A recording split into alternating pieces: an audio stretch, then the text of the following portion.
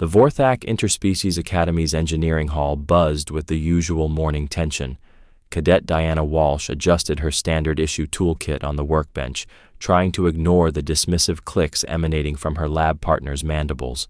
Cathara, a 7-foot-tall insectoid from the Zephyrian Collective, had made her opinion of human engineering capabilities abundantly clear during their first week together. Your species constructs with such crude methods. Cathara's translator rendered her chittering into crisp galactic standard. Her 4 arms moved in perfect coordination as she assembled a plasma-cutting array, each movement precise and economical. It's remarkable you achieved spaceflight at all. Diana smiled tightly, focusing on her own assignment.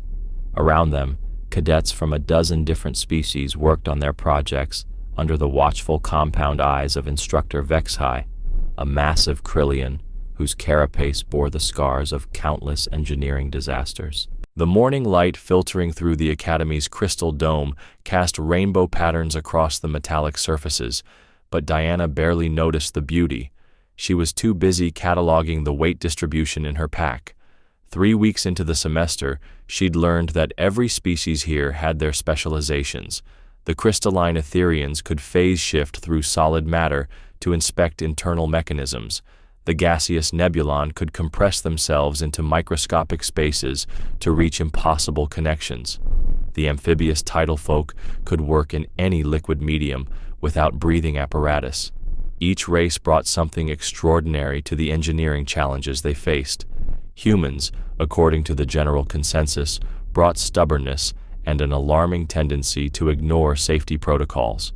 Today's exercise, Vexhai announced, his voice booming across the hall, will test your resourcefulness under pressure. You will have 30 minutes to cut through this barrier using only the tools in your standard kit. He gestured with 2 of his 6 arms toward a series of workstations, each equipped with a different type of metal obstacle. These represent emergency scenarios where your ship's main systems have failed. Diana examined their assigned barrier, a thick sheet of reinforced durasteel, the kind used in emergency bulkheads throughout the galaxy. Her standard toolkit contained the usual array of Academy-approved instruments: calibrated laser pointer, molecular scanner, basic fusion welder, emergency beacon, and various measurement devices. She noted with satisfaction that her pack still carried its usual weight despite the morning inspection. Cathara's mandibles clicked in what Diana had learned was the Zephyrian equivalent of a confident laugh. This will require precision plasma cutting. Fortunately, my people have been working with such techniques for millennia. She began assembling her plasma array with fluid motions, her specialized appendages dancing over the components. Around the hall, other species tackled the challenge with their natural advantages. The Etherians simply phased through their barriers to work from both sides simultaneously. The Nebulon compressed and expanded rapidly, creating pressure differentials that cracked their metal sheets along stress lines. The crystalline beings sang in harmonic frequencies that resonated with specific molecular bonds. Diana hefted her pack, feeling the familiar weight of items that weren't supposed to be there. 3 weeks of careful observation had taught her that most species here thought in terms of their biological advantages or high-tech solutions. They were brilliant, certainly, but they approached problems with the assumption that the most sophisticated tool was automatically the best tool. Instructor Vexhai, she called out, raising her hand. May I ask what happens if our standard tools prove insufficient? The massive Krillian's compound eyes focused on her with what might have been amusement. Then you fail, Cadet Walsh. Emergency scenarios don't pause while you requisition better equipment. Several students chittered, clicked, or hummed in what passed for laughter among their species. Cathara's translator didn't bother rendering her response, but Diana caught the general sentiment from the tone. Understood, sir. Diana unzipped her pack and began removing items. Standard toolkit first, laid out in regulation order.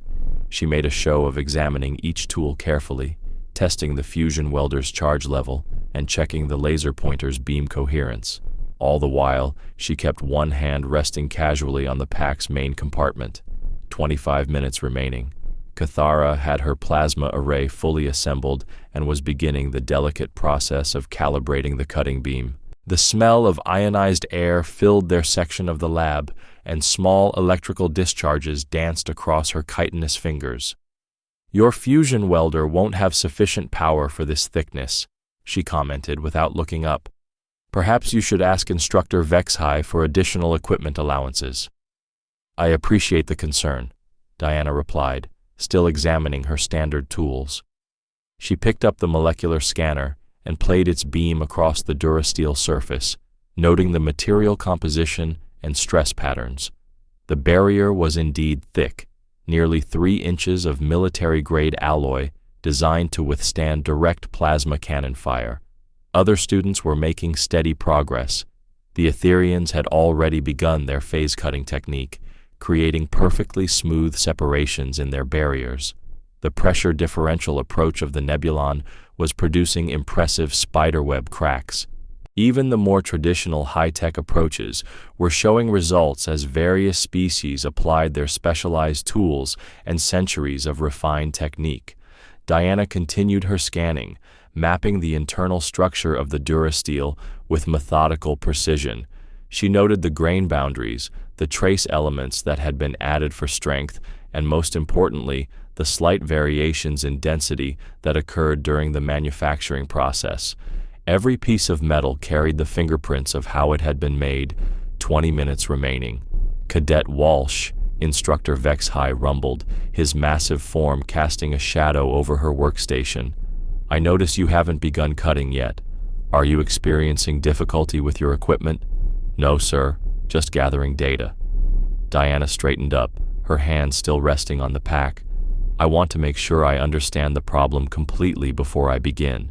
The instructor's mandibles clicked in what might have been approval or impatience. "Time management is also part of this exercise, Cadet." "Understood, sir." As Vexhai moved on to observe other students, Diana caught Cathara watching her with obvious curiosity. The Zephyrian had paused her own cutting to observe Diana's continued inactivity. "Are you planning to will the metal to separate?" Cathara asked, her translator adding a slight sarcastic tone to the mechanical voice. Diana smiled and finally opened the main compartment of her pack. She reached past the regulation emergency rations, the spare power cells, and the basic survival equipment that every cadet was supposed to carry. Her fingers found the familiar handle wrapped in electrical tape, slightly sticky from the adhesive that had lost its freshness over the past few months. She pulled out a battered manual hacksaw. The silence that fell over their section of the lab was profound.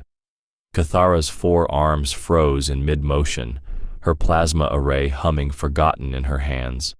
Several nearby students turned to stare, their various forms of sensory organs focusing on the primitive tool Diana now held. 15 minutes remaining.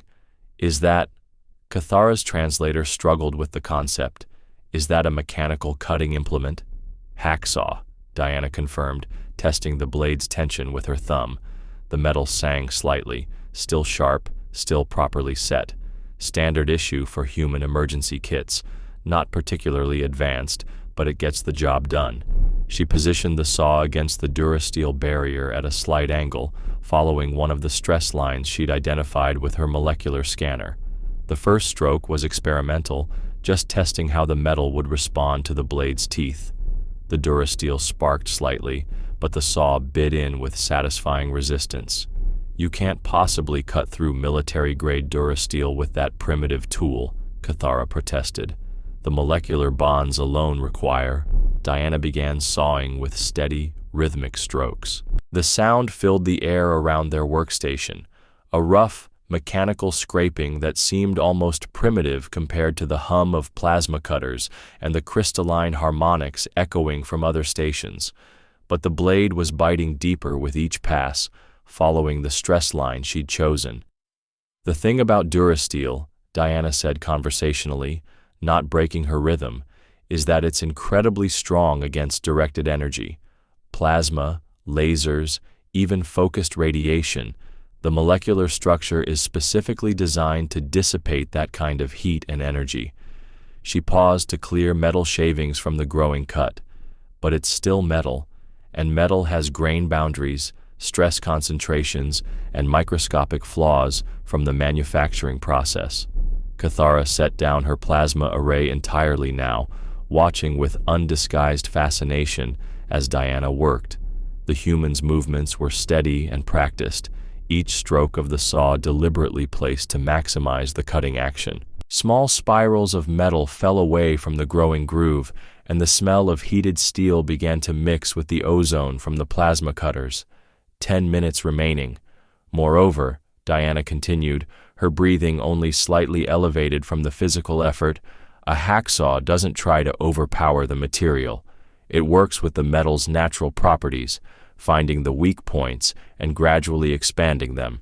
She had cut almost a quarter of the way through the barrier now, following a path that serpentined slightly to take advantage of the internal stress patterns she'd mapped.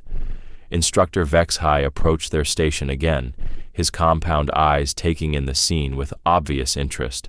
Diana noticed that several other instructors had gathered nearby as well, drawn by the unusual sound of manual cutting in a hall full of high-tech solutions. "Fascinating approach, Cadet Walsh," HFY rumbled, "though I question whether you'll complete the task in the remaining time." Diana looked up from her work, sweat beginning to bead on her forehead. "Respectfully, sir, I've been doing this since I was 12. My father worked maintenance on Earth's orbital stations before the Confederation made contact. He always said that if you understand how something is made, you can figure out how to take it apart." She returned to her sawing, the rhythm now deeper and more resonant as the cut approached the barrier's center. Cathara leaned closer, her head tilted at an angle that suggested intense concentration. The plasma array would have taken 47 minutes to cut through this thickness, Cathara said suddenly. "I ran the calculations 3 times. Even with perfect calibration and optimal beam focus, the energy dissipation characteristics of durasteel make plasma cutting extremely inefficient." "Most high-tech approaches have the same problem," Diana agreed. "They're designed to brute force through obstacles, but brute force isn't always the most efficient solution." The hacksaw was now cutting through the barrier's opposite side, the blade grinding through the final layers of metal. 5 minutes remaining. The sound changed as the cut neared completion, becoming higher pitched as the saw worked through progressively thinner metal. Diana adjusted her angle slightly, ensuring that the final separation would be clean and complete. Around them, the hall had grown quieter as other students became aware of the unusual demonstration taking place. The Etherians had completed their barriers, but were hovering nearby to observe. Several nebulon had compressed into their smallest forms to get closer views of the cutting action. Even species that Diana hadn't interacted with were drifting over to witness a human cadet cutting through military-grade durasteel with what they probably considered a museum piece. 3 minutes remaining.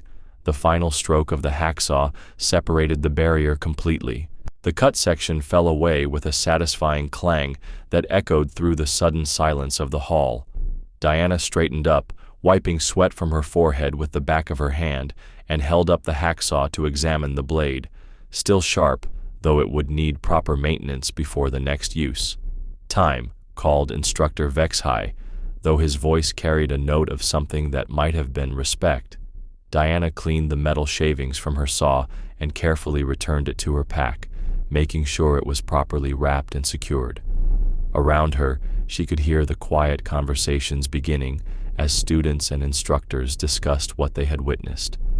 Cathara approached slowly, her 4 arms held in what Diana had learned was a gesture of formal respect among her people. "I owe you an apology, Diana Walsh," she said, and Diana noted that the translator had dropped the mechanical inflection, allowing Cathara's natural voice patterns to come through. "I believed humans succeeded through luck and stubbornness. I see now that we also possess practical wisdom. We're good at making do with what we have," Diana agreed. She shouldered her pack, feeling its familiar weight. "Sometimes the old ways work just as well as the new ones, sometimes better." Instructor HFY moved to the center of the hall, his massive form commanding attention from all species present. "Today's exercise demonstrates an important principle," he announced. "Advanced technology is a powerful tool, but it is not the only tool. Cadet Walsh has shown us that understanding the fundamental properties of materials can be more valuable than simply applying the most sophisticated techniques available." The hall buzzed with various forms of discussion as students processed this information. Diana noticed that several cadets from different species were examining their own emergency kits with new interest, perhaps wondering what other primitive tools might have practical applications in advanced scenarios. As they gathered their equipment to leave, Cathara fell into step beside Diana. "Would you be willing to teach me about these manual techniques?" she asked. "My people have focused so heavily on plasma and energy tools that we may have overlooked some fundamental approaches." "I'd be happy to share what I know," Diana replied, "though I should probably warn you that my pack might contain a few more non-regulation items than just the hacksaw." Cathara's mandibles clicked in what Diana now recognized as genuine amusement. "I suspect, Diana Walsh, that is precisely what makes humans so valuable in this galaxy." The late afternoon sun streamed through the Academy's crystal dome as cadets from various species made their way to the next training session. Diana walked among them, her pack heavy with tools both regulation and otherwise, wondering what other assumptions about human capabilities she might have the opportunity to challenge in the weeks ahead. The engineering hall emptied slowly, leaving behind only the scent of ozone from plasma cutters and the faint metallic smell of cut durasteel. On Diana's workstation, tiny metal shavings caught the light like silver dust, evidence of an approach that was older than spaceflight, but newer than tomorrow's challenge. The combat simulation dome hummed with barely contained energy as Cadet Diana Walsh checked her equipment one final time. 2 days had passed since the cutting exercise, and word of the humans' unconventional problem-solving had spread through the Academy's gossip networks with the speed of quantum entanglement. Now she found herself partnered with Thrixka, a reptilian saurian whose scales shifted color with emotional intensity, currently displaying the deep blue-green of skeptical curiosity. "The scenario is search and rescue," announced combat instructor Zephlon, a ethereal being whose translucent form flickered between dimensions as he spoke. "Your team must infiltrate a damaged station, locate 3 civilian survivors, and extract them before the structure collapses. You have access to standard emergency equipment plus 1 specialized tool of your choice." Diana surveyed the simulated environment through the dome's projection system. The virtual station hung in space like a broken toy, its hull breached in multiple locations, atmosphere venting from a dozen punctures. Emergency lights flickered sporadically through twisted corridors, and debris floated freely in the zero-gravity sections. The structure groaned ominously even through the simulation's audio feed. Thrixka's scales rippled to yellow-orange, indicating tactical analysis mode. "The station's superstructure appears compromised," he observed, his voice carrying the slight hiss common to his species. "Conventional plasma torches will be useless. The heat could destabilize remaining support beams. Phase cutting would create additional stress fractures. Around them, other teams prepared for their own versions of the scenario. The Etherian squad was discussing frequency harmonics for destabilizing collapsed debris. A team of insectoid Zephyrians chittered excitedly about plasma array configurations. The amphibious tidal folk were calculating pressure dynamics for areas where the station might be flooded. Diana hefted her pack, feeling the familiar weight distribution. Since the engineering exercise, she'd noticed that other cadets watched her equipment choices more carefully. Some had even approached her privately to ask about human emergency procedures and manual backup systems. The curiosity was flattering, but she suspected today's challenge would require something more than a hacksaw.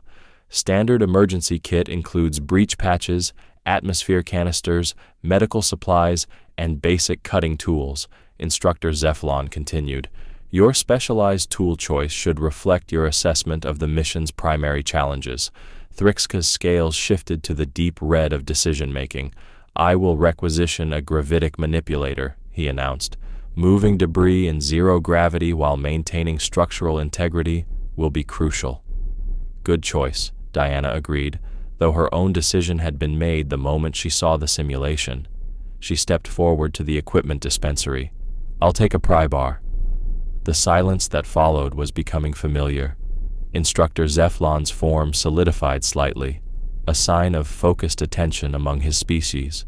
Thrixka's scales cycled rapidly through several colors before settling on the pale purple of confusion. A mechanical leverage device? The instructor asked. Crowbar, pry bar, jimmy, different names for the same basic tool, Diana confirmed. Steel bar, usually about 3 feet long, with a flattened curved end for prying and a pointed end for other applications. She accepted the requested tool from the dispensary, testing its weight and balance. Solid steel, good grip, proper curve on the business end. They've been standard equipment for human emergency responders for centuries. Thrixka's scales had settled into the orange-brown of deep skepticism. You're taking a primitive lever into a high-tech rescue scenario? Sometimes the simplest tools are the most versatile, Diana replied, securing the pry bar alongside her other equipment. She'd learned not to reveal all her reasoning up front. Other species tended to appreciate the human approach more when they discovered its effectiveness through demonstration rather than explanation. The simulation engaged with a subtle shift in the dome's atmosphere. Suddenly, they were floating in the vacuum of space, approaching the damaged station through a field of spinning debris. Diana's suit systems automatically adjusted to the environment, providing thrust vector calculations and obstacle avoidance guidance. The station loomed larger as they approached, its wounds more apparent at close range.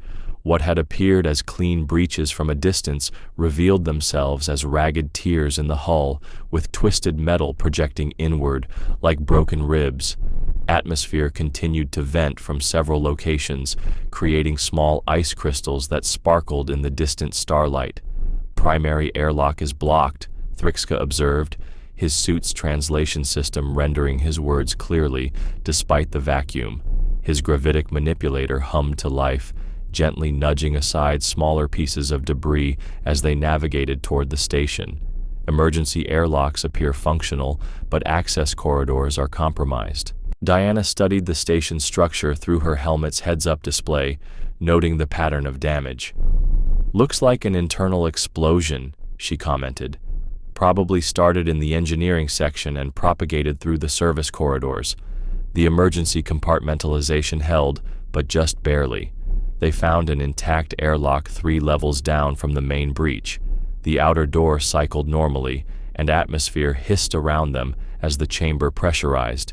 Through the inner portal, they could see their first major obstacle, a corridor filled with twisted metal debris, some pieces pinned in place by the station's artificial gravity, others floating free in zero-G pockets where the gravity generators had failed.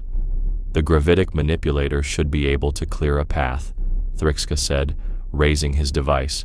But as he began to focus the gravitational field on the largest piece of debris, warning indicators flashed on both their displays. Structural integrity at 73% and falling, Diana read from her suit's analysis. The gravitational manipulation is putting stress on the remaining support beams. Thrixka immediately shut down the manipulator, his scales cycling through frustrated reds and oranges. The debris is too integrated with the station's structure, he admitted. Moving one piece could cause a cascade failure. Diana drew the pry bar and activated her suit's magnetic anchors, securing herself to a stable section of deck plating. Then we don't move the big pieces. We work with what's already there. She wedged the pry bar's pointed end into a gap between 2 smaller debris pieces, using the leverage to shift them just enough to create a narrow passage. The metal groaned but held, and no new stress warnings appeared on their displays. You're creating a path by repositioning existing openings, Thrixka observed, his scales shifting to the bright yellow of understanding. Rather than removing obstacles, you're finding ways through them. Exactly. The debris isn't our enemy, it's just occupying space we need to move through. Diana worked steadily, using the pry bar to nudge, shift, and rotate pieces of twisted metal. Each movement was minimal, just enough to open a passage for their rescue suits. Sometimes the best way through a problem is to work with what's there instead of trying to force it out of your way. They progressed through the damaged section methodically, Diana clearing the path while Thrixka used his gravitic manipulator for fine adjustments that didn't stress the station's structure. The work was slow but steady, and their suit systems indicated that structural integrity remained stable. The first survivor was exactly where the simulation parameters had placed him, trapped in a maintenance compartment when the blast had jammed the door mechanism. The electronic controls were dead, and the manual override was blocked by a twisted piece of bulkhead that had been driven into the door frame like a wedge. The metal is too thick for cutting tools, Thrixka analyzed, and any heat application could damage the survivor inside. Diana positioned the pry bar's curved end against the twisted metal and found a secure anchoring point. "This is what pry bars were invented for," she said, applying steady pressure. The metal resisted, then began to bend as leverage multiplied her strength. Back on Earth, we called it mechanical advantage. The wedged piece of bulkhead came free with a satisfying crack, and the compartment door slid open to reveal their first survivor, a crystalline Etherian who flickered with relief as they extracted him from the cramped space. Gratitude beyond measure, the survivor communicated through harmonic resonance. I had begun to fear that rescue was impossible. "Just doing our job," Diana replied, helping to secure the survivor in a transport harness. "2 more to go, and we're all getting out of here together." The second rescue required more creative problem-solving. The survivor, a gaseous nebulon, was trapped in a sealed compartment that had filled with coolant vapor from a damaged environmental system. The atmosphere was toxic to most species, and the only access was through a ventilation shaft that had been crushed nearly flat. "I could attempt to phase through the obstruction," Thrixka suggested, "but my species cannot survive in that atmospheric mixture." Diana examined the crushed ventilation shaft, noting how the impact had compressed it, but not severed it completely. The metal had folded in on itself, like an accordion, reducing the opening to barely a few inches. "We don't need to make it human-sized," she realized. "We just need to make it nebulan-sized." She inserted the pry bar into the compressed shaft and began working systematically, using the tool's leverage to unfold the collapsed sections. The metal stretched and reformed, gradually opening like a mechanical flower. "Ingenious," Thrixka commented, his scales now displaying the golden hue of admiration. "You're restoring the shaft's original configuration rather than cutting a new passage." Within minutes, Diana had opened the ventilation shaft wide enough for a rescue suit to pass through. She squeezed inside and found the nebulan survivor in a state of near crystallization from the toxic atmosphere. Emergency medical protocols engaged automatically as she fitted the survivor with a portable atmosphere unit. The third rescue proved the most challenging. The survivor was located in a section where the station's artificial gravity had failed completely, and the explosion had created a maze of floating debris that moved unpredictably through the zero-G environment. Worse, the survivor, a heavy-bodied titan from the outer system, was unconscious and couldn't assist in the rescue. The gravitic manipulator could clear individual pieces, Thrixka assessed, but the debris field is too dense. Each movement affects the trajectory of dozens of other objects. Diana studied the floating maze, watching the slow dance of twisted metal and broken equipment. Her suit's computer was mapping debris trajectories, showing how each piece moved in relation to the others. "It's like a 3-dimensional puzzle," she observed, "but instead of putting pieces together, we need to create a stable corridor through moving obstacles." She began using the pry bar not to move debris, but to connect pieces to each other. By wedging floating objects together, she could create stable anchor points that didn't drift with the others. Gradually, a framework emerged, a crude but effective pathway through the debris field, held in place by mechanical connections rather than gravitational fields.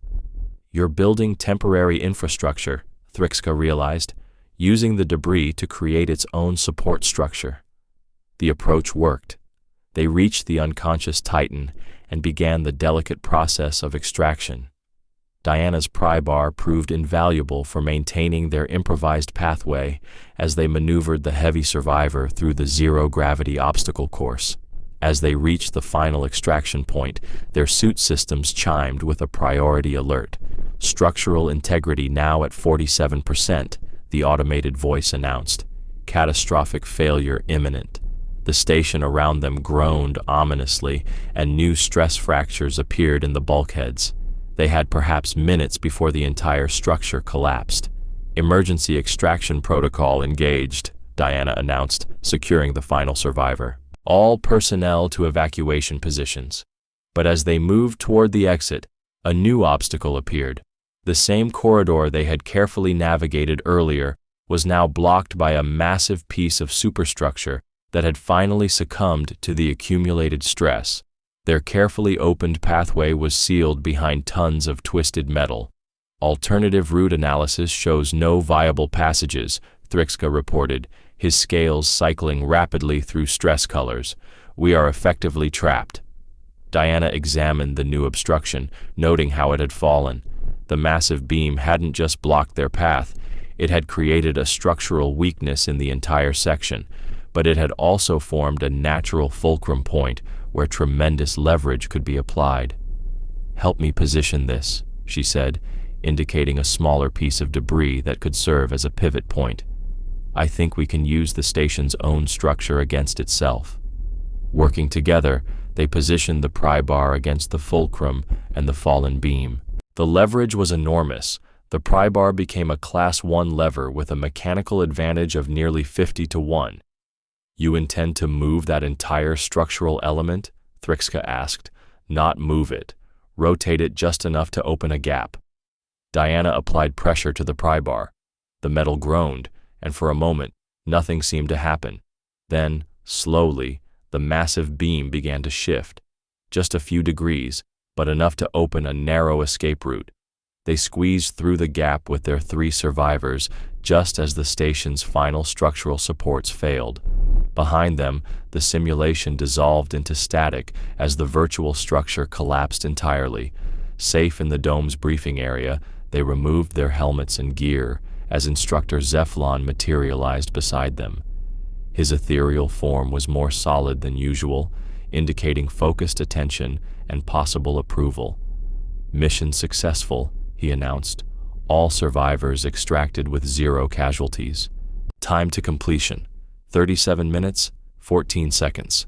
He paused, studying Diana's equipment. "Cadet Walsh, your tool choice proved unexpectedly versatile." Diana hefted the pry bar, noting a few new scratches and stress marks from their recent adventure.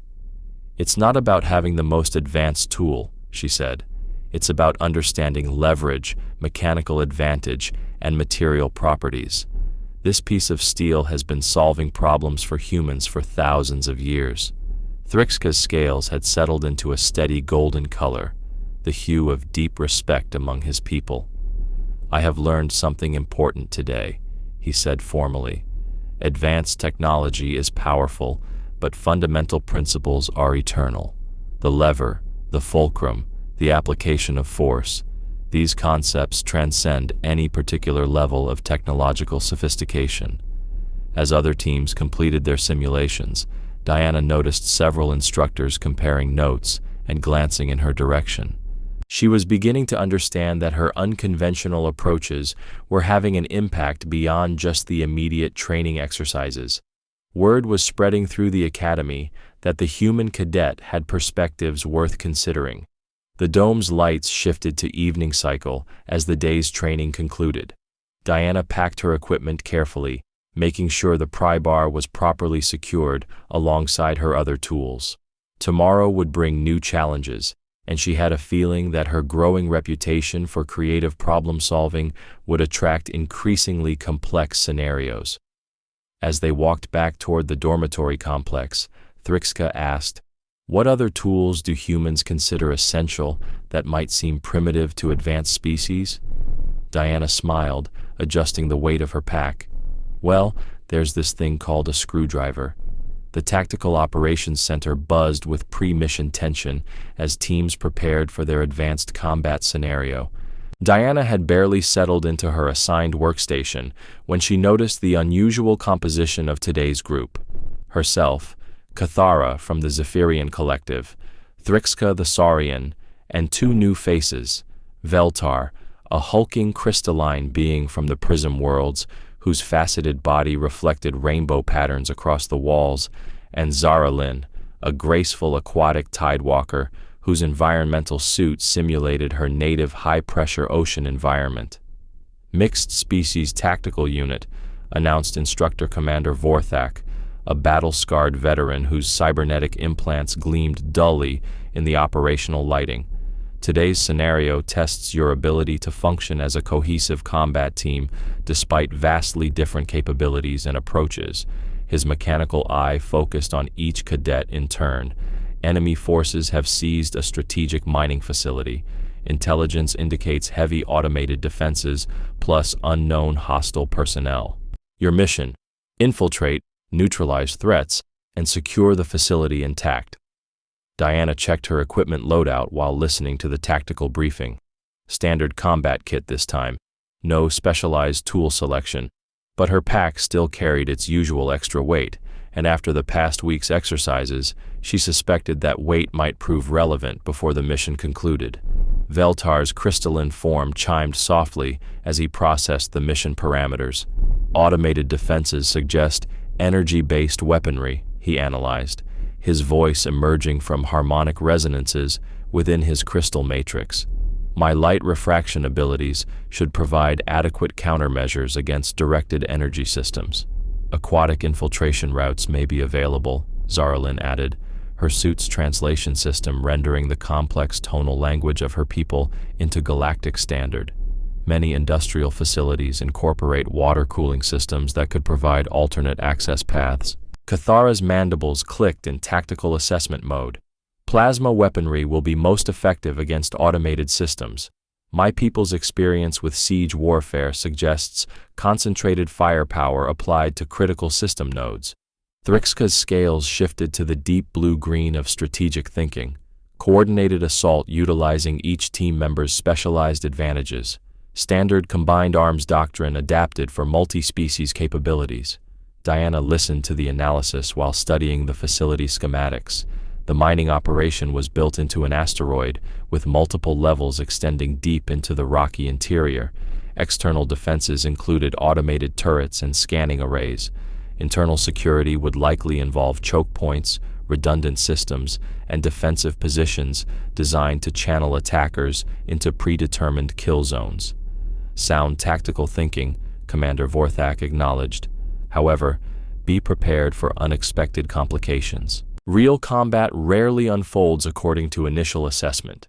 His cybernetic eye whirred as it focused. Mission begins in 10 minutes.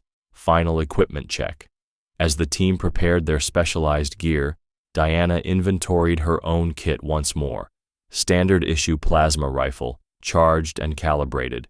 Emergency medical supplies, communications equipment, breaching charges, tactical scanner, and of course, the growing collection of non-regulation items that had proven their worth in recent exercises. The mission transport delivered them to the asteroid's vicinity within a seemingly debris field, actually a sophisticated training environment that could simulate everything from deep space operations to planetary surface combat. The mining facility loomed ahead, its industrial architecture stark against the star field beyond. External scans confirm automated defense systems, Cathara reported from the transport's tactical station.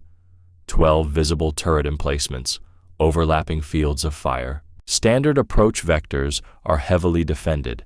Zaralyn consulted her environmental readings, detecting trace moisture signatures consistent with water reclamation systems. Possible infiltration route through maintenance conduits. Energy signatures suggest the automated systems are powered by a central reactor, Veltar added. Disrupting primary power distribution could disable defensive networks simultaneously. Diana studied the facility's external structure, noting the industrial design principles that had guided its construction. Mining operations required specific types of support infrastructure, power generation, material processing, waste management, and equipment maintenance. Each system created potential vulnerabilities for those who understood how such facilities operated. "I'm seeing standard industrial architecture," she observed. "The defensive upgrades were probably added after original construction. That means they're working around existing infrastructure rather than being designed as an integrated system." The transport reached the facility's outer perimeter, where automated scanning systems immediately began target acquisition procedures. Energy readings spiked as defense turrets swiveled to track their approach. "Defensive systems engaging," Commander Vorthak announced from the control center. "Team deployment in 30 seconds. Remember, this is a live fire exercise with full sensory feedback. Pain simulation is set to maximum realism." The team deployed through the transport's combat airlock, using individual maneuvering units to approach the facility through the cover of industrial machinery and storage containers. The asteroid's low gravity allowed for complex three-dimensional approaches, but also meant that any misstep could send a team member tumbling into open space. Veltar took point, his crystalline structure refracting and redirecting the targeting beams from automated scanners. The light-bending abilities of his species made precise target acquisition nearly impossible for energy-based detection systems. Behind his prismatic cover, the rest of the team advanced toward their first objective. The initial infiltration went according to plan. Zara Lynn identified a water reclamation intake that had been inadequately secured against intrusion. Her aquatic physiology allowed her to navigate the flooded maintenance tunnels that would have been impassable for air-breathing species.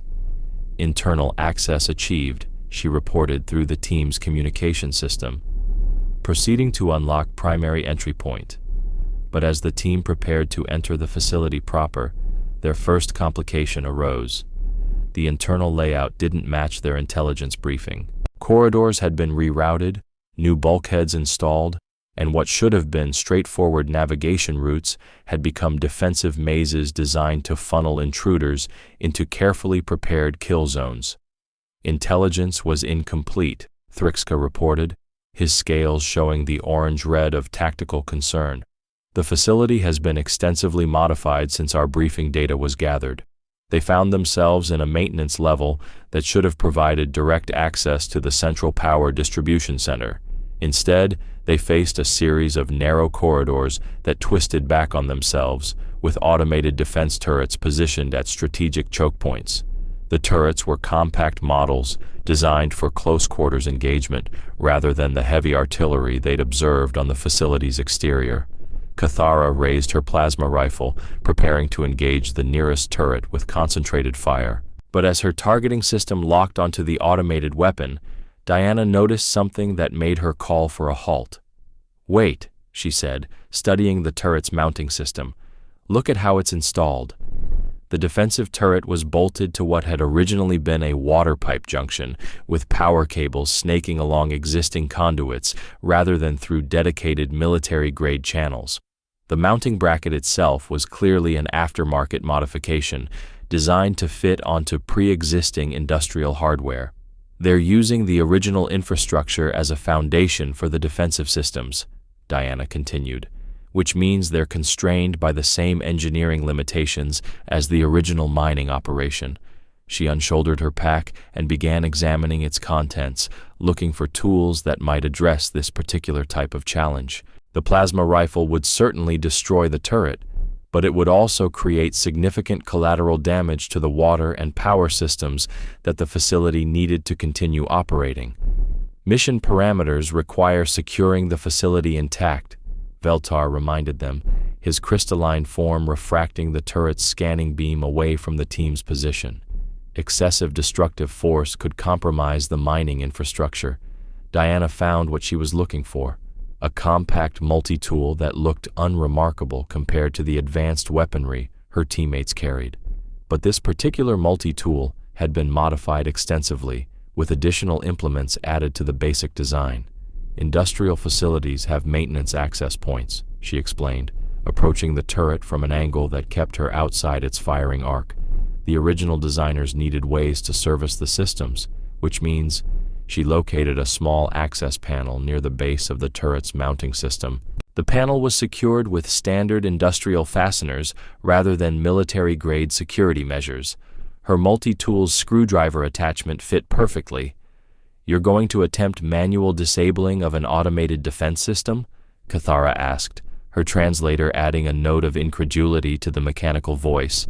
"I'm going to turn it off using the maintenance procedures that the original installers would have used," Diana replied, working steadily on the access panel. "Every system has built-in service requirements. Even military upgrades have to interface with existing maintenance protocols."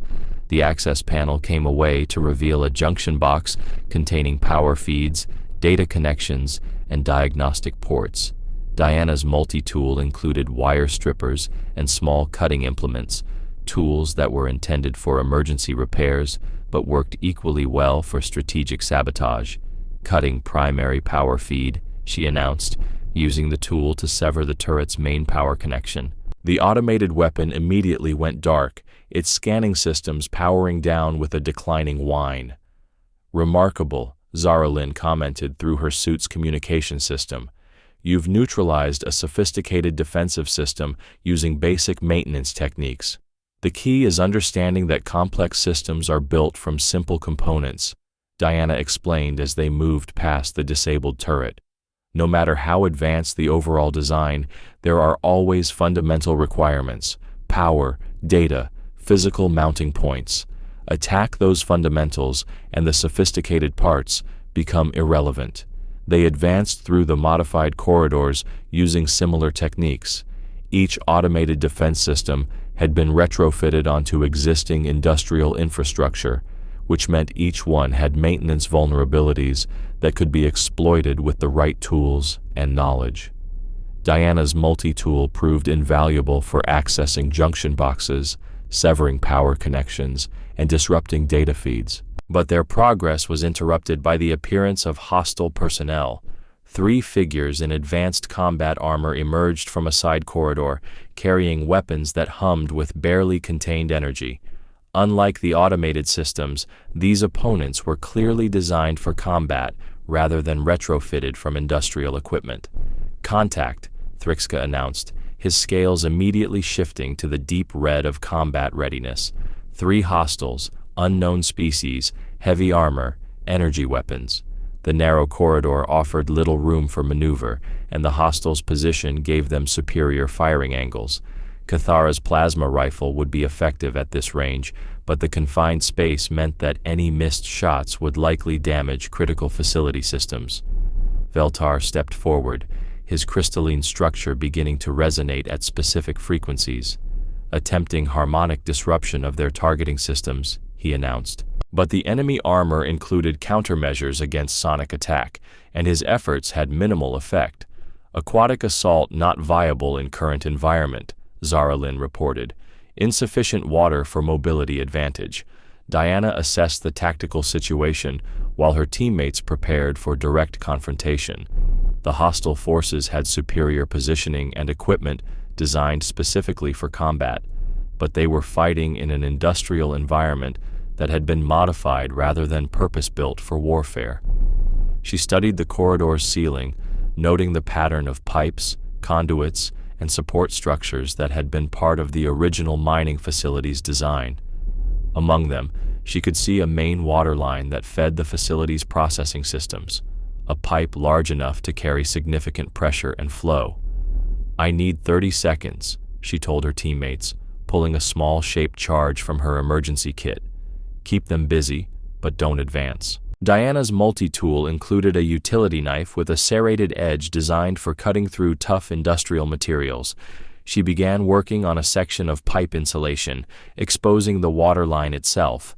The shaped charge was designed for emergency breaching of bulkheads, but it would work equally well on industrial plumbing. "What are you attempting?" Cathara asked, while maintaining suppressing fire against the hostile forces. "Creating a tactical advantage," Diana replied, positioning the shaped charge against the exposed water line. Industrial water systems operate under significant pressure. Remove the containment and... She triggered the charge. The explosion was small but precisely directed, rupturing the main water line directly above the hostile positions. Hundreds of gallons of high-pressure water erupted into the corridor, creating instant flooding and washing the enemy combatants off their feet. "Advance," Diana shouted, and the team moved forward through the artificial waterfall. The hostile forces struggled to regain their footing in the rushing water, their heavy armor becoming a liability in the improvised flood conditions. Zara Lynn immediately adapted to the new environment, her aquatic physiology allowing her to move with fluid grace through the flowing water. She reached the disoriented hostiles first, using her species' natural advantages to disarm and subdue them before they could recover their combat effectiveness. "Hostile forces neutralized," she reported as the water flow began to diminish. "Though I suspect the facility's water reclamation systems will require significant repairs. Mission objective requires securing the facility intact," Veltar reminded them. "But temporary disruption of non-critical systems falls within acceptable parameters." They continued deeper into the facility, following the route that intelligence had indicated would lead to the central control room. But their path was blocked by a final obstacle that challenged all their conventional approaches, a heavily armored blast door that had been designed specifically to prevent exactly the type of infiltration they were attempting. "Military-grade barrier," Thrixka assessed, his tactical scanner analyzing the door's composition and defensive features.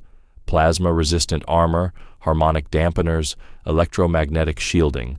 This was not part of the original mining facility. Cathara's targeting system confirmed the analysis. Concentrated plasma fire might eventually breach the barrier, but structural damage would be extensive. The surrounding infrastructure could not survive such an assault. Diana examined the blast door, noting its integration with the facility's original architecture. The door was indeed military-grade, but it had been installed within a frame that was part of the mining facility's industrial construction. "The door is stronger than what it's mounted to," she observed. Military-grade barrier installed in an industrial-grade frame. She pulled out her multi-tool again, but this time she also retrieved something else from her pack, a small hydraulic jack, the kind used for emergency repairs on vehicles and machinery. "You intend to apply mechanical leverage to a blast door?" Veltar asked. "I intend to apply mechanical leverage to the door frame," Diana corrected.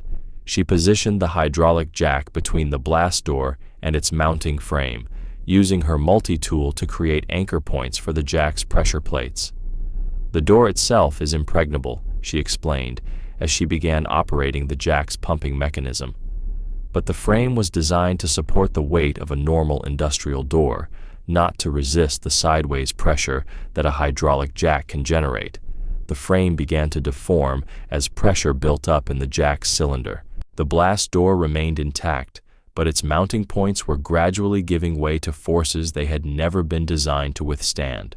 "Structural failure in the door frame," Thrixka reported, his scales showing the bright yellow of understanding mixed with admiration. "You're removing the door by destroying its attachment points rather than breaching the door itself." With a sharp crack, the door frame gave way entirely. The blast door, still perfectly intact but no longer secured to the wall, toppled inward to reveal the facility's control center beyond. "Target secured," Diana announced as they moved through the opening she had created. Control room access achieved with minimal damage to critical systems. The mission concluded successfully, with all objectives met and the facility secured according to parameters. As they prepared to return to the academy, Commander Vorthak approached the team for debriefing. "Unconventional tactics throughout the operation," he noted, his cybernetic eye focusing on Diana's equipment. "Cadet Walsh, your approach to problem-solving continues to demonstrate principles that merit wider study." Diana packed her multi-tool and hydraulic jack carefully, making sure they were properly secured alongside her other gear. "Every system has fundamental requirements," she said.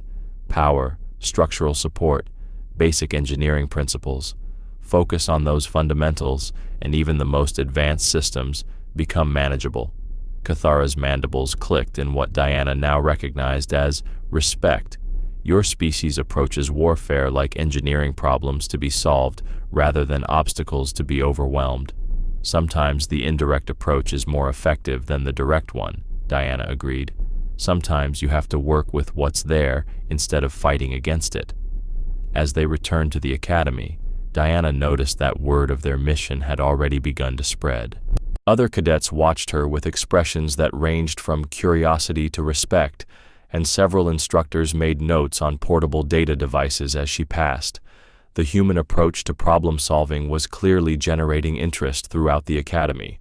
Diana wondered what challenges tomorrow would bring, and which tools in her ever-expanding collection might prove relevant to whatever scenarios the instructors had in mind.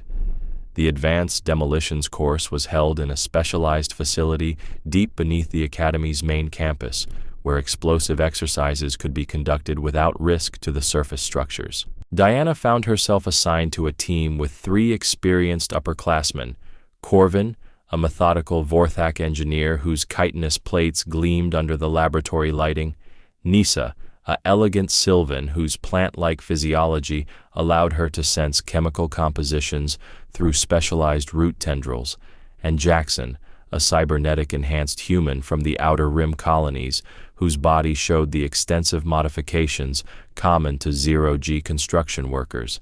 Today's exercise involves precision demolition, announced Instructor Demolition Specialist Kethmore, a scarred veteran whose missing left arm had been replaced with an array of specialized tools.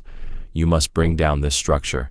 He gestured toward a complex framework that filled the center of the testing chamber, while preserving the delicate equipment housed within its base. Diana studied the target structure, a 5-story framework of interlocking supports that resembled the skeleton of an industrial building. At its base, protected by minimal shielding, sat what appeared to be sensitive scientific equipment, the kind that would be destroyed by concussion, debris impact, or excessive vibration. Standard approach requires careful calculation of explosive placement and timing, Corvin observed, his translator rendering his chittering into precise galactic standard. Multiple small charges positioned at critical stress points, detonated in sequence to ensure controlled collapse. Nisa extended her root tendrils toward the structure, sampling the air around it for chemical signatures. The framework appears to be constructed from standard durasteel alloys, she reported. Explosive cutting charges should be effective, but careful placement will be essential to prevent debris from damaging the protected equipment. Jackson activated his cybernetic analysis systems, scanning the structure with multiple sensor arrays. Load-bearing calculations confirm multiple critical points, he announced, data streaming across his optical displays. Synchronized demolition protocol will require at least 12 precisely placed charges with microsecond timing accuracy. Diana walked around the structure, examining it from multiple angles, while her teammates began calculating explosive placement and sequencing. The framework was indeed complex, with redundant supports and cross-bracing that would require careful analysis to bring down safely. But as she studied the construction, something about the design seemed familiar. Has anyone considered why this particular structure was chosen for the exercise? She asked, still circling the framework. Training value, Corvin replied immediately. Complex support network provides multiple variables for demolition calculations. Realistic industrial scenario, Nisa added. Such frameworks are common in mining and construction operations throughout the galaxy. Jackson's cybernetic systems whirred as he processed additional data. Structural complexity matches typical emergency demolition requirements that specialist teams might encounter in combat or disaster response scenarios. Diana nodded, acknowledging their analyses while continuing her own examination. But her attention was focused on details that her teammates' specialized approaches might have overlooked: the specific pattern of bolts and connection points, the way the framework's weight was distributed, and most importantly, the method that had been used to assemble the structure in the first place. This framework was built to be disassembled, she announced suddenly, Look at the connection points. They're all mechanical fasteners, not welded joints. This isn't a permanent structure. It's a modular system designed for temporary assembly. Her teammates paused in their explosive calculations to examine the framework more closely. Diana was right. Every joint was secured with bolts, clamps, or other removable fasteners rather than permanent connections. Modular construction doesn't change the demolition requirements, Corvin pointed out. The structure still requires careful explosive placement to ensure controlled collapse. But it does change the options available, Diana countered, pulling her pack around and beginning to examine its contents. If something was designed to come apart, maybe we don't need to blow it up to bring it down. She withdrew a cordless impact driver, a tool that looked almost primitive compared to the sophisticated explosive devices her teammates were preparing, but one that was specifically designed for removing mechanical fasteners quickly and efficiently. You intend to disassemble the entire structure by hand? Nyssa asked, her root tendrils twitching with what might have been amusement. Not by hand, with the right tool for the job. Diana approached one of the framework's corner supports and began examining the bolt pattern that secured it to the foundation. Standard industrial fasteners, designed for strength but also for accessibility during maintenance and disassembly. The impact driver's motor whined as she fitted a socket to the first bolt. The tool was designed for high-torque applications, capable of removing fasteners that had been tightened beyond normal hand tool capability. The bolt came free with a satisfying click, followed quickly by its companions as Diana worked her way around the connection point. Structural analysis shows that removing corner support will compromise framework stability, Jackson warned, his cybernetic systems calculating stress redistribution as Diana worked. That's the point, Diana replied, moving to the next corner support. The framework was designed to be stable when properly assembled and unstable when key connections are removed. We don't need to destroy it. We just need to take apart enough connections to let gravity do the rest. As she removed the bolts from the second corner support, the framework began to groan ominously. The remaining connections were now carrying loads they hadn't been designed to handle, and stress indicators flashed on Jackson's displays. Cascade failure imminent, he reported. Remaining supports cannot maintain structural integrity with current loading. Diana stepped back from the framework and activated a remote control linked to her impact driver. She had programmed it to complete the removal of bolts from two more strategic connection points, not corner supports, but interior joints whose failure would create a controlled collapse pattern. The impact driver buzzed briefly as it completed its programmed sequence. For a moment, nothing seemed to happen. Then, with a deep groaning sound, the framework began to fold in on itself with almost choreographed precision. Each section collapsed in sequence, the modular design ensuring that debris fell away from the protected equipment rather than toward it. The entire process took less than 3 minutes from start to finish. When the dust settled, the framework had become a neat pile of undamaged components beside the completely unharmed scientific equipment. Impressive, admitted Instructor Kethmore, examining the results with his cybernetic scanning array. No damage to protected systems, no wasted materials, and the framework components remain intact for potential reuse. Corvin's chitinous plates clicked together in what Diana had learned was his species' expression of thoughtful reassessment. Your approach utilized the structure's intended design characteristics rather than overcoming them through brute force. It's like solving a puzzle instead of smashing it with a hammer, Diana agreed, packing away her impact driver. Sometimes the most elegant solution is the one that works with the existing system instead of against it. Nysa's root tendrils had been sampling the air throughout the exercise, and now she reported her findings. No explosive residue, no toxic decomposition products, no particulate contamination from debris fragmentation. This approach would be optimal for environments where chemical contamination must be minimized. Jackson's cybernetic analysis systems had recorded the entire sequence, and he was now reviewing the data with obvious fascination. Efficiency calculations show significant advantages, he he announced. Time to completion, 73% faster than projected explosive demolition, resource utilization, 86% reduction in specialized equipment requirements. As they prepared to leave the demolitions facility, Instructor Kethmore approached Diana with an expression that might have been curiosity on his scarred features. "Cadet Walsh," he said, "your consistent use of unconventional approaches suggests a fundamentally different perspective on problem solving. Where does this perspective originate?" Diana shouldered her pack, feeling its familiar weight. "I grew up around people who had to make things work with whatever tools were available," she replied. "My father always said that the best tool for any job is usually the one you already have with you, if you understand how to use it properly. And if you don't have the right tool?" the instructor asked. "Then you figure out how to make the tools you do have work for what you need to accomplish," Diana said. "Sometimes that means using them in ways they weren't originally designed for. Sometimes it means understanding the problem well enough to find a different solution entirely."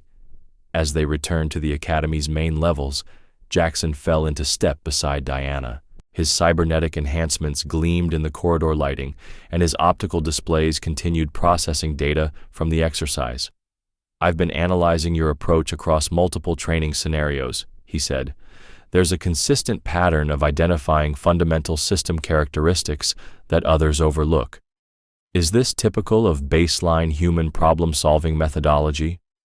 Diana considered the question while they walked.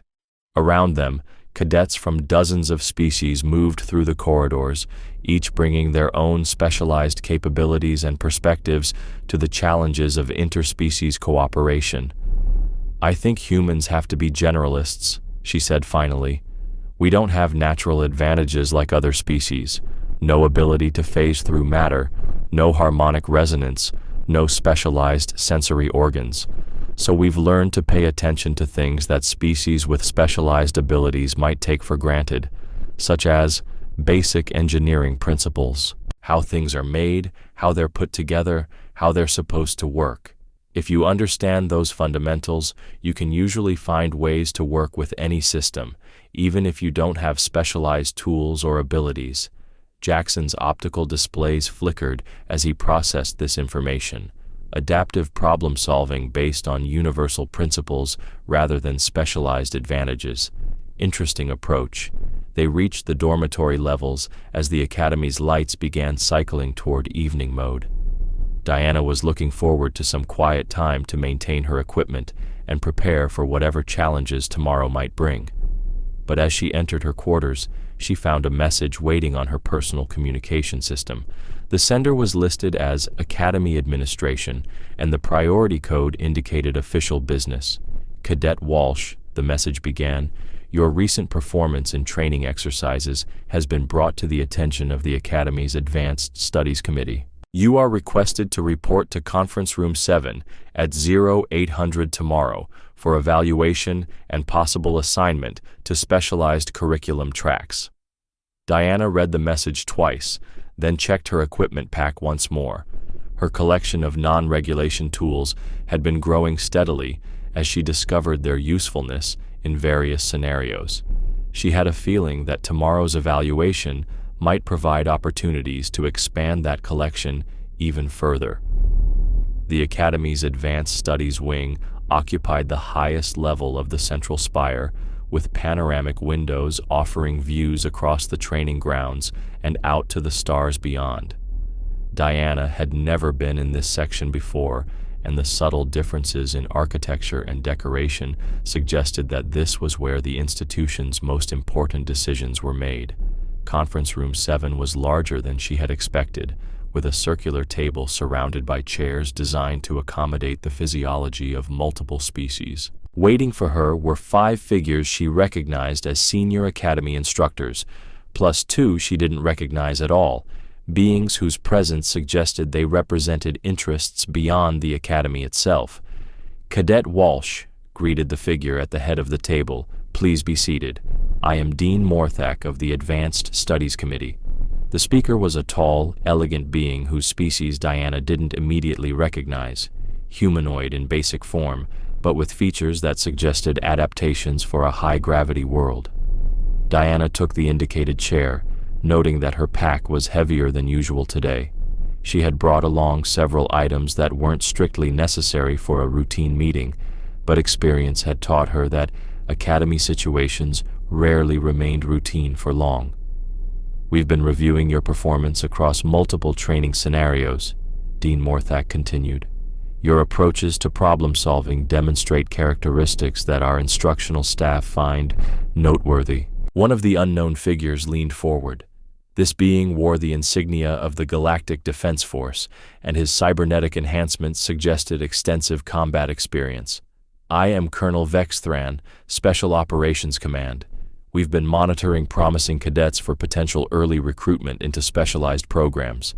The second unknown figure remained silent, but Diana noticed that her scanning equipment was active, discreetly analyzing everything in the room with what appeared to be military-grade sensor arrays. "The question before us," Dean Morthak said, "is whether your unconventional methods represent genuine tactical innovation or simply random deviation from established procedures." Diana considered her response carefully. The weight of her pack reminded her that she had tools and techniques that most of her classmates hadn't even considered, but she also understood that this evaluation would determine her future role in the academy and possibly beyond. "Sir," she said, "I believe that different situations require different approaches. My methods aren't random. They're based on understanding the fundamental principles that govern how systems work, regardless of how advanced or specialized those systems might be." The silent figure finally spoke, her voice carrying the authority of someone accustomed to command. "Demonstrate," she said simply.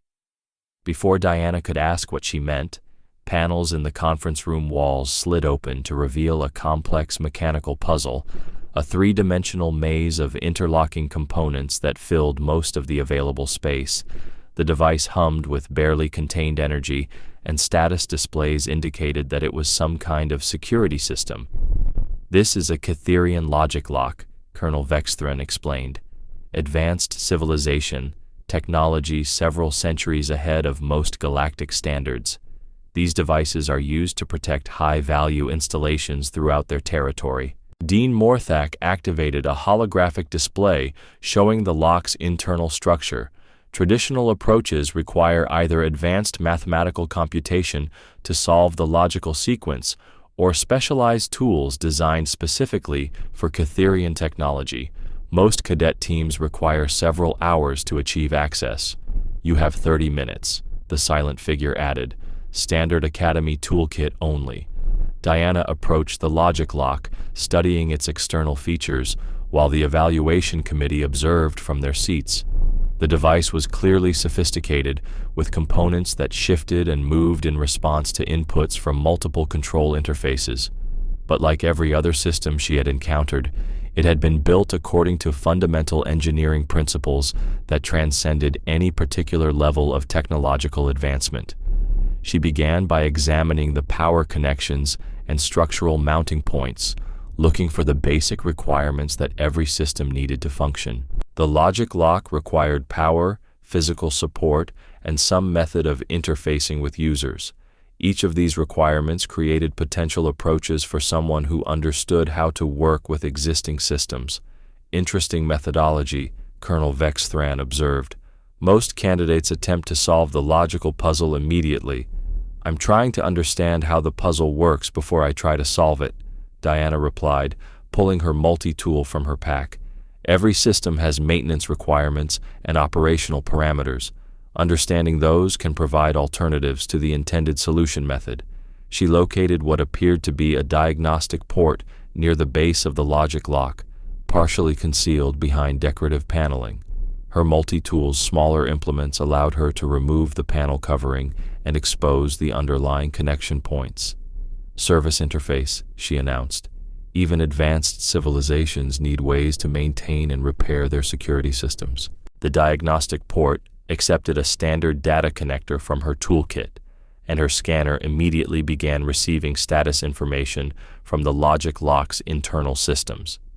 The data was in Catherian script, but the underlying system architecture followed patterns that Diana recognized from human engineering: power distribution, logical processing, input validation, output generation. She read from her scanner's analysis. Same basic system components that human computers use, just implemented with more advanced technology. She connected her multi-tool's small computer interface to the diagnostic port and began examining the logic lock's programming structure. The Catherian code was elegant and sophisticated, but it was still code. Instructions that told the system how to respond to different inputs. Found the maintenance override, Diana announced after several minutes of analysis. Every security system needs a way for authorized personnel to bypass normal operation during emergencies or system repairs. The evaluation committee leaned forward as Diana entered a sequence of commands through her multi-tools interface. The logic lock's humming changed pitch, and several of its moving components shifted to new positions. Maintenance mode engaged, she reported. Security protocols suspended for authorized service access. The massive lock mechanism cycled through its unlocking sequence, components moving aside to reveal the protected chamber beyond. The entire process had taken less than 15 minutes from start to finish. Dean Morthak made notes on a portable data device, while Colonel Vexthran's cybernetic enhancements recorded the entire sequence. The silent figure simply nodded, as if Diana's approach had confirmed something she had already suspected. "Remarkable," the Dean said finally.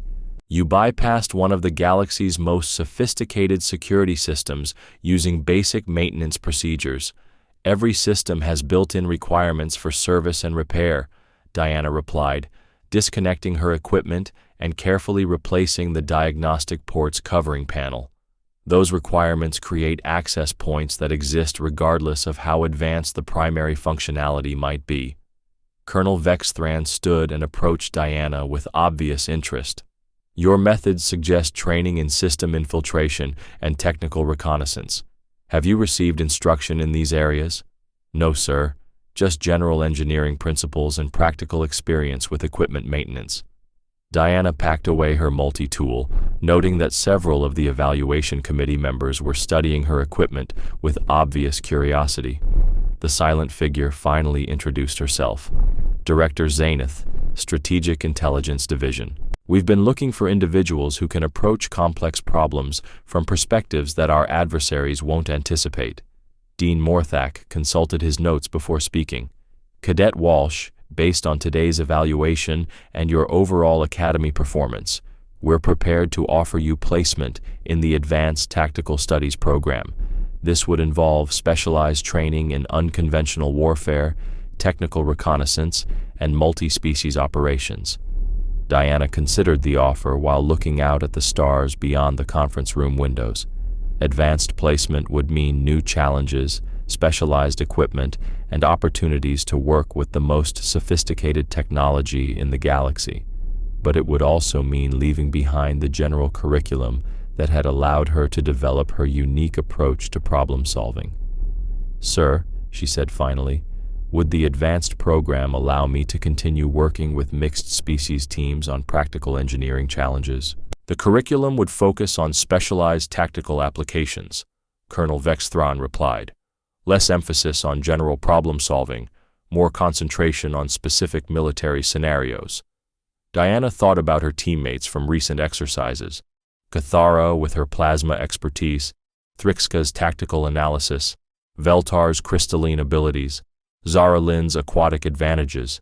Each brought specialized capabilities that were valuable precisely because they could be combined with others in unexpected ways. "I appreciate the offer, sir, but I think I'd prefer to continue with the standard curriculum. I'm learning as much from working with different species as I am from the specific challenges we face." The evaluation committee exchanged glances that suggested her response was unexpected. Director Zaineth leaned back in her chair, studying Diana with what might have been approval. "Interesting choice," she said. "Most candidates would consider advanced placement a significant honor." "I'm sure it is, ma'am. but I think the most valuable skill I can develop is learning to work effectively with beings whose capabilities and perspectives are different from my own. Diana adjusted her pack, feeling the familiar weight of tools that had proven their worth through creative application rather than specialized design. Dean Morthak made additional notes before closing his data device. "Very well, Cadet Walsh. You'll continue with standard curriculum, but we'll be monitoring your progress with particular interest. Your unconventional approaches may prove valuable for future specialized assignments." As the evaluation concluded and Diana prepared to leave the conference room, Colonel Vexthran approached her once more. "One final question, Cadet. What do you consider your most valuable asset as a future officer?" Diana thought about the question while looking at her equipment pack, filled with tools that most people would consider primitive or inadequate compared to the sophisticated technology available to advanced civilizations. "Curiosity, sir," she said finally. "Every system, every problem, every situation has details that most people overlook because they seem too simple or too obvious. If you stay curious about those details, you'll usually find approaches that nobody else has considered." Colonel Vexthran nodded slowly. "Remember that perspective, Cadet. The galaxy needs officers who can think beyond conventional parameters." Diana left the Advanced Studies Wing with a sense that her academy experience was entering a new phase. Word of her evaluation would spread quickly through the cadet population, and she suspected that future training exercises would be designed with her unconventional methods in mind. But she also carried the satisfaction of having chosen her own path rather than accepting someone else's definition of advancement. The tools in her pack represented something more valuable than technological sophistication. They represented the principle that understanding and creativity could overcome almost any challenge, regardless of the resources available. Tomorrow would bring new problems to solve, new teammates to work with, and new opportunities to demonstrate that sometimes the simplest approach was also the most effective one.